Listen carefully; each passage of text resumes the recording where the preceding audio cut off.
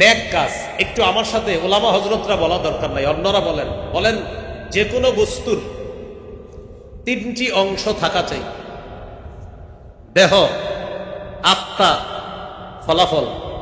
দেহ, আত্মা, ফলাফল। দেহ, ফলাফল। এবার বলেন আমল হলো দেহ,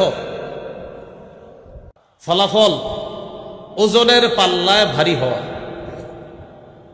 তাহলে আমল হলো দেহ, আমল নামক দেহের আত্মা হলো বিশুদ্ধ নিয়ত বা ইখলাস। এই জন্য ইমাম বুখারী তার কিতাবের শুরু হাদিস আনছেন ইন্নামাল আমালু বিন্নিয়াত। এখানে তিনি দেহ আর আত্মার কথা বলছে শুরু হাদিসের মধ্যে। আমলের প্রতিদান বিশুদ্ধ নিয়তের সাথে।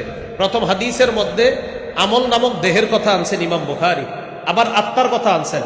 সর্বশেষ হাদিস 7563 নম্বর হাদিস, ফাথুল বারী অনুযায়ী সিরিয়ালটা। এই হাদিসে আনছে ইমাম বুখারী সাকিলাতানে ফিল মিজান।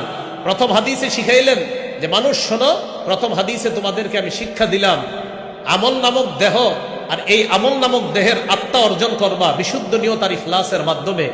যদি এটা অর্জন করতে পারো, সর্বশেষ হাদিস দিয়ে বুঝায় সাকিলাতানে ফিল মিজান, তোমার আমল ইখলাসওয়ালা যদি হয়, এটা যদি একটু কমও হয় ওজনের পাল্লায় ভারী হয়।